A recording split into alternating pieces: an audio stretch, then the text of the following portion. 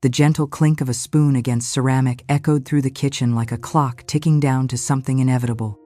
Morning light spilled in through the windows, soft and golden, but it did little to warm the space between them.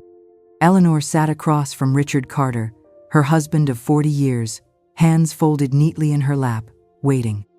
The silence had become a frequent visitor at their table, stretching longer with each passing year, growing roots where conversations used to bloom. Richard didn't look up. His fingers circled his coffee mug, eyes fixed somewhere beyond the steam.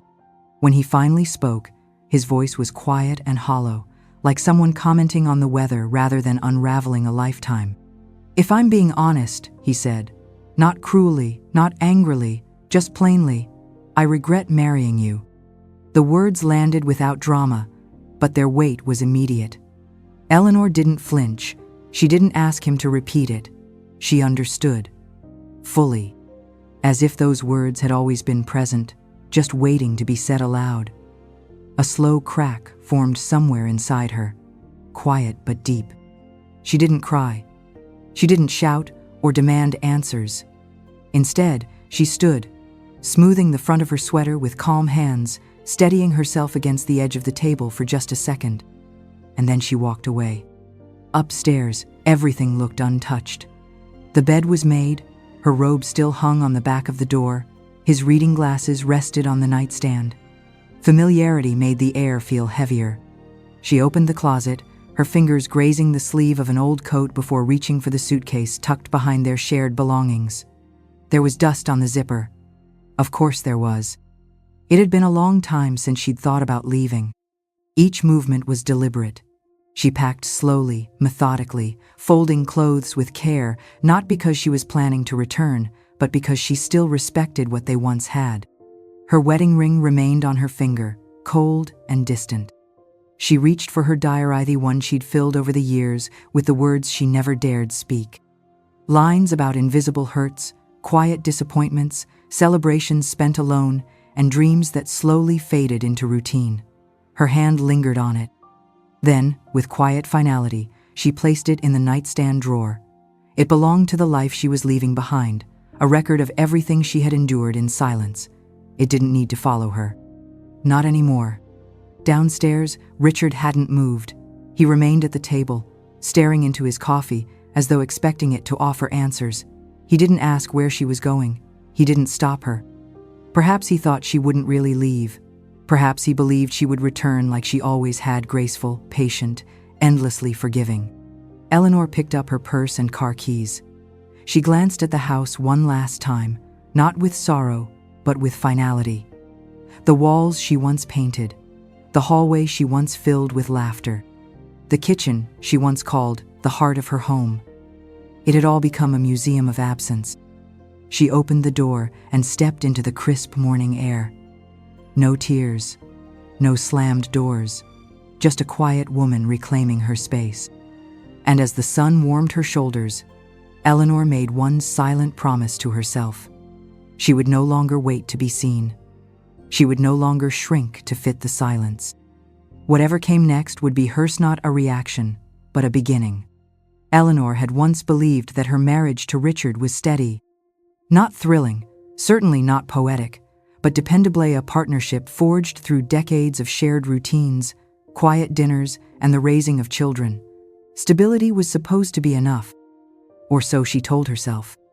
But now, with each passing memory, she began to understand the difference between stability and indifference. She remembered the anniversaries that went unacknowledged. The one where she lit candles and reheated leftovers, pretending the forgetfulness didn't hurt. She told herself he was busy, that time had made them practical. But practicality had turned into silence, and silence had hardened into something she couldn't name. There was the year he forgot her birthday altogether. When she reminded him gently that evening, he raised an eyebrow and said, "Are we still doing birthdays?" The question hung in the air like an accidental insult tone that bruises more because of its casualness. She thought of the meals she had prepared with care, only to hear, "It's a bit salty," or worse, "Can we just order in?" She had memorized his preferences, yet he no longer noticed hers. When she changed her hairstyle, he didn't comment. When she wore the perfume he used to buy her for Christmas, he winced and said it was too strong. She no longer sat across from a husband. She sat across from a man who glanced at her through her, like one might look past a coat rack on the way out. It wasn't one single moment that made her feel invisible. It was the accumulation of small, dismissive gestures, a shrug instead of a smile, a grunt instead of a thank you. He had stopped seeing her long before he said the words that broke her. She had simply refused to believe it. There were Sundays they used to share coffee on the porch. Now he scrolled through his phone while she stared at the birds alone.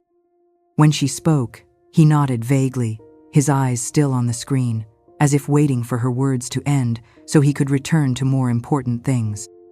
He wasn't cruel. That would have been easier to recognize. Richard was absent. Not in body, but in presence, in acknowledgement, in care. She began to shrink in response. Not physically, but emotionally. She laughed more softly. She asked fewer questions. She took up less space. It was as if she had begun erasing herself, piece by piece, just to match the way he seemed to have erased her already. Once, while folding his laundry, she found an old sweater of his she had patched at the elbow years ago. He used to thank her for things like that. He used to notice.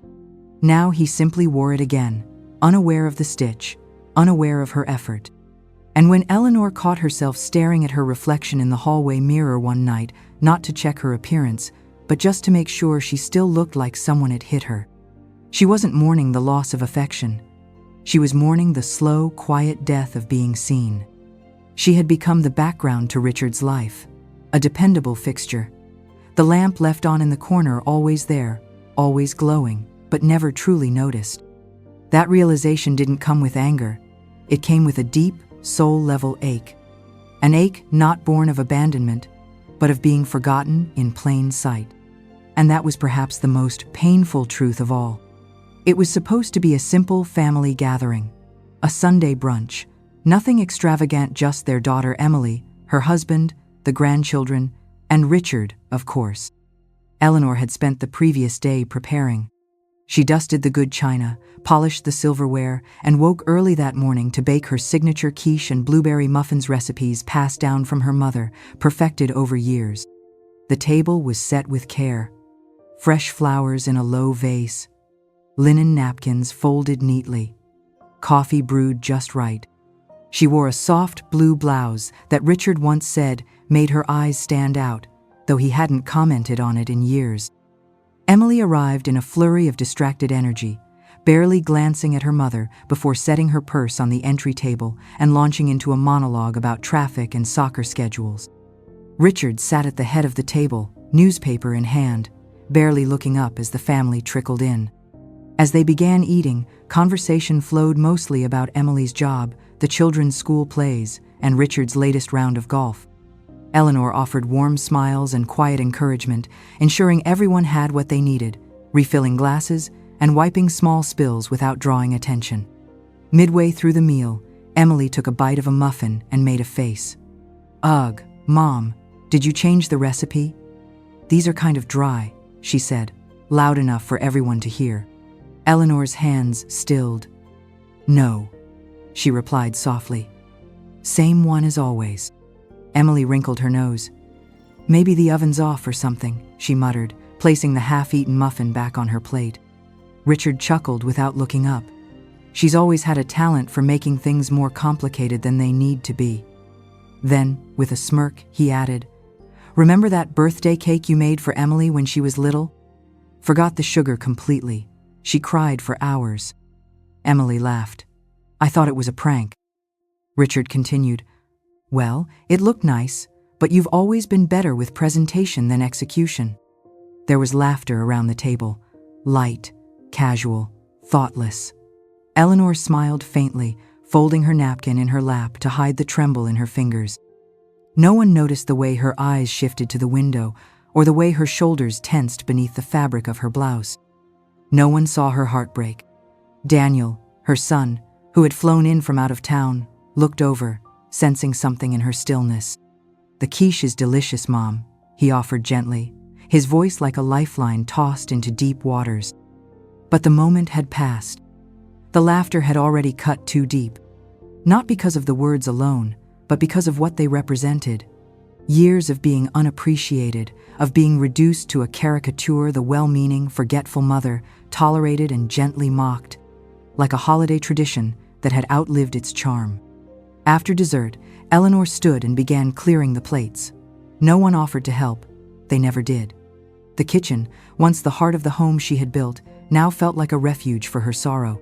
She stood at the sink, warm water running over her hands, scrubbing dishes that had been served with love, rinsing away the remnants of humiliation. She didn't cry. Not then. She simply breathed. That night, after the guests had gone and Richard had retreated to the den to watch television, Eleanor sat at the kitchen table alone. The room was quiet, except for the hum of the refrigerator and the occasional tick of the wall clock. She opened her journal, its pages worn and familiar, and wrote just one sentence. "I think I'm done playing this role." There was no dramatic exit, no slammed doors, no heated arguments. Only the quiet decision of a woman who had finally seen herself clearly and realized she had been fading for far too long. Eleanor didn't leave in anger. She left because staying had become a slow kind of erasure. And for the first time in years, she chose to stop disappearing. She packed her things the next morning, deliberately, silently, just the essentials. A few clothes, her journal, a framed photo of her children when they were young, and a small pouch of savings she had tucked away over the years without telling anyone. Before stepping out of the house, she paused in the hallway. She glanced at the family portraits lining the wall, snapshots of birthdays, vacations, smiles frozen in time. She reached out, not to take one down, but to touch it. A farewell. Not to them, but to the woman she had been while standing beside them. Then she closed the door behind her, not to leave a family, but to finally return to herself. And outside, the morning sun was rising. Quiet, steady, and full of promise. The guest room smelled of lavender and lemon wood polish. Everything was tidy. The twin bed with its floral comforter, the small writing desk near the window, a ceramic lamp that cast a warm, gentle glow. It wasn't home, but it was safe. Eleanor stood in the doorway for a long time the day she arrived. Martha, her oldest friend, had welcomed her without hesitation. No probing questions, no pity.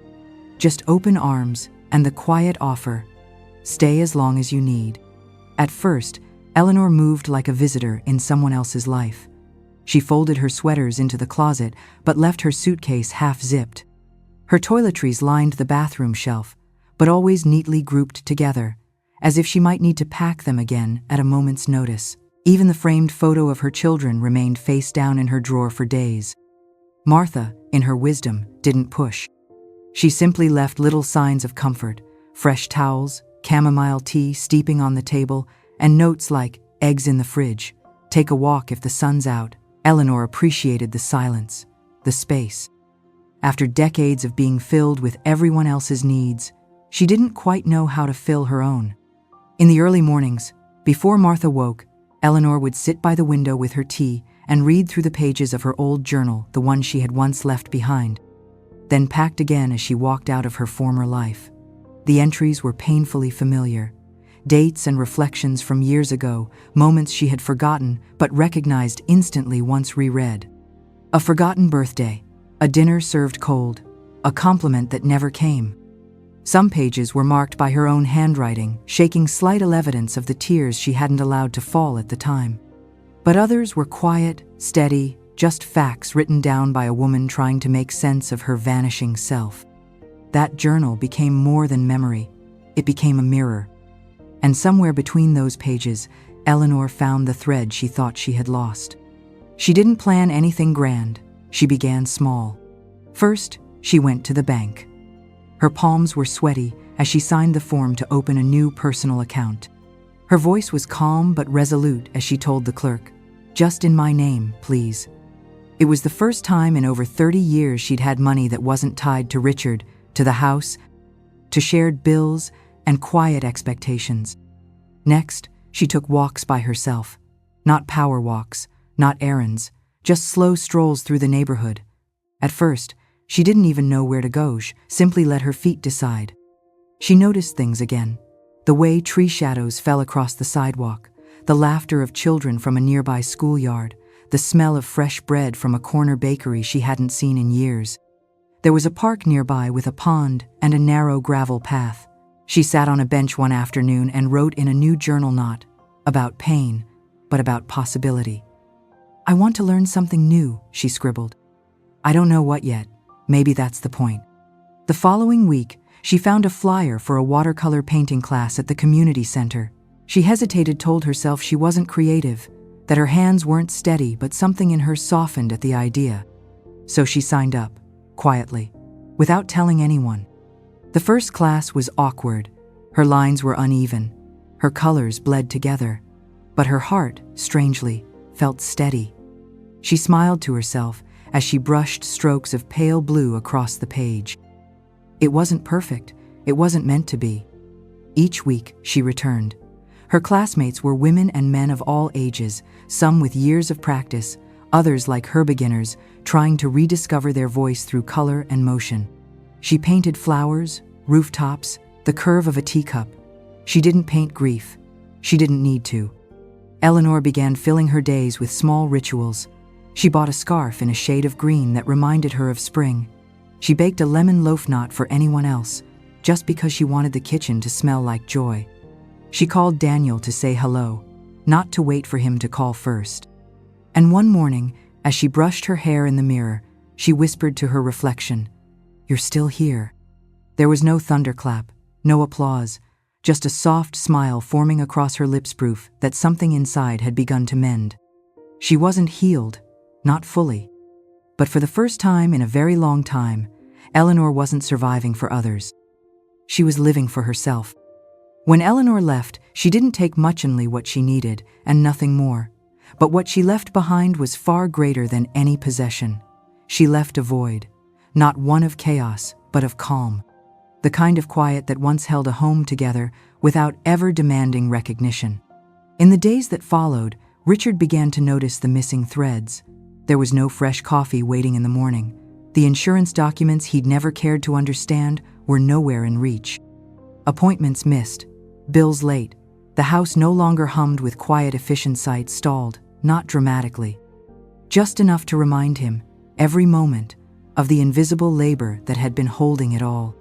But what unsettled Richard most was the silence. Not from Eleanor, but from within himself. For years, he had become so used to her presence, her care, her unwavering constancy, that her absence wasn't just inconvenient, was disorienting. And then he found the journal. It was tucked neatly into a drawer he rarely opened, resting beside the gloves he never wore, bound in soft leather, filled with pages and years. He read one line, then another. And slowly, the story unfolded, not one of a nagging wife or a woman who had grown distant, but of a soul that had been fading in plain sight. There were entries from decades ago, notes on forgotten anniversaries, of dinners dismissed with a grunt, moments when she had tried to share her thoughts, only to be brushed off or ridiculed. And then came the entries about the children, about Emily's coldness, Nathan's distance, about being needed only when convenient. It wasn't anger Eleanor had poured into those pages. It was grief. Quiet, graceful, relentless grief. Richard sat for hours reading it, page after page, until the light outside dimmed and the words blurred from tears he didn't think he could still shed. For the first time, he understood. She hadn't left to punish him. She had left to survive. He mailed the journal to Nathan with a single note. "You need to understand your mother. Read this carefully." He did the same for Emily, who hadn't spoken to Eleanor since the brunch. Days passed, then messages came, first from Nathan, then from Emily. Simple words at first. "I didn't know. I'm sorry. I see her now." But Eleanor didn't reply. Not out of spite. She simply had nothing left to explain. Her silence wasn't a wall, it was peace. Then came the letter from Richard. It wasn't eloquent. It wasn't grand. It was raw and handwritten, the script shaky, as if each word cost something. He confessed everything, not just his regret, but his blindness, his ego, his failure to cherish the woman who had made his life whole. At the end, he wrote, "I've signed over everything, the house, the savings, the rest is yours, as it always should have been. Not because I'm trying to earn your forgiveness, but because I finally understand what you carried and I don't deserve to hold it anymore." Eleanor read the letter once, then folded it quietly. She didn't frame it, she didn't burn it. She simply placed it in a drawer, because forgiveness wasn't the point. Redemption wasn't hers to grant. What mattered now was that she had walked away not to disappear but to become whole. And she had. Eleanor now lived in the small lakefront cabin her late aunt had left behind, weathered by time, but full of calm. Its wooden walls held no ghosts, no echoes of silence waiting to be explained. Just space. Just light. Just her. Each morning, she rose with the sun, brushed dew from the lavender she had planted by hand, and opened the doors to her modest art studio. Once a place she imagined for others, it had become her sanctuary. Here, she taught watercolor classes to local women, some widowed, some just weary, guiding their hands toward color, movement, and breath. Not masterpieces, just moments of joy on canvas. Her journal still lay open each evening, but the ink no longer bled sorrow. It held reflections, recipes, and half-finished poems. Pages scented faintly of jasmine tea and fresh air. Not once did she write about loneliness. Not anymore. Then, one day, an unexpected letter arrived. Not from Richard, from Emily. It wasn't long, just a few lines and a question. "May I come see you? Not as your daughter, but as someone who wants to learn who you really are." Eleanor sat with the letter in her hands for a long time. Her first instinct wasn't anger or caution, it was curiosity. The woman she was now didn't need an apology to move forward, nor validation to feel whole. She had learned the hardest truth of all. Healing isn't something you wait for, it's something you choose. So, she wrote back, "Yes. One afternoon. Just us. Come gently." When Emily arrived weeks later, there were no speeches, no confessions. They walked barefoot through the garden, hands brushing past rows of lavender. They cooked together quietly, easily.